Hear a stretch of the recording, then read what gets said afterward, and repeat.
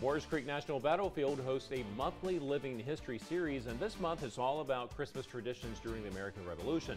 And here to tell us more is Jason Collins. Jason, so good to have you here with us this morning.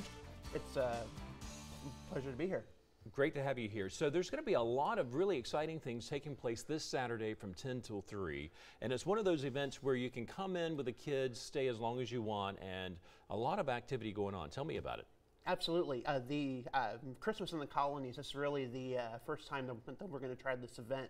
It's part of our first Saturday in the fall for our Living History series. And kind of what we do is we pick out a different theme and we shine a focus just on that.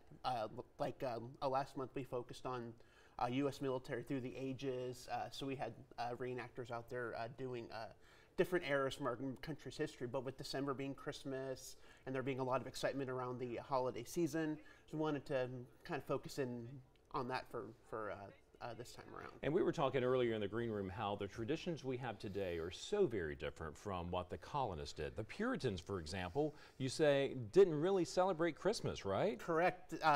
It was just a day for them to go to church and have a quiet day at home. You know, today we kind of have Christmas as the culmination of this major holiday season. But in that period, it was kind of the beginning of the celebration. What a lot of the folks called Twelfth Night. So you would start on Christmas Day and carry that celebration all the way through Epiphany, which was the 6th of January, and you would have a big party on January 6th.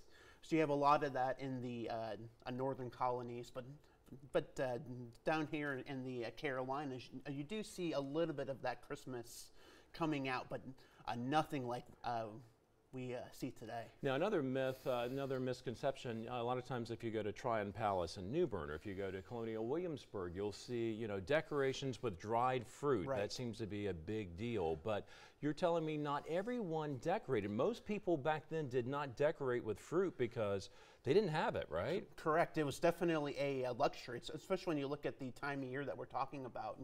Today we kind of take it for granted. We can go to the grocery store and find, fruit in the off season.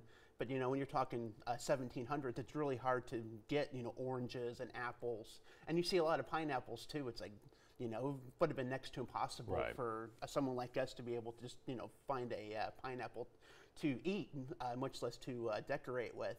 And plus, there was the fear if you put dried fruit outside, you're going to bring animals out there. They're going to take the fruit off of your wreath.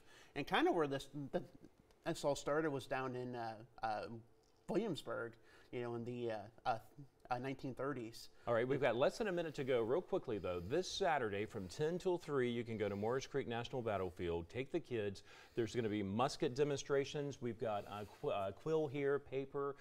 Kids will learn about, the importance of writing and quill writing and so forth. There's also handmade candles. There will be a demonstration about that. Absolutely. And also, too, a lot of emphasis on the childhood toys that were common during that time, during the colonist time. Definitely. Yeah. So lots of cool things happening with the kids this weekend to teach them about the traditions of the past and how they vary quite a bit from the way we celebrate Christmas today. Absolutely. And we'll have the park decorated for Christmas. We'll have some Christmas music playing as well. We want to try to transport you back to the 1770s here in the Carolinas. And once again, the park is located in Curie. That's in Pender County. Easy drive off 421. And you can Google it and get there pretty quickly. And quite a fun event for the kids, I would say. We're excited to do this for the first time. We hope you all come out and check it out. All right, Jason Collins, thank you so much for coming in this morning.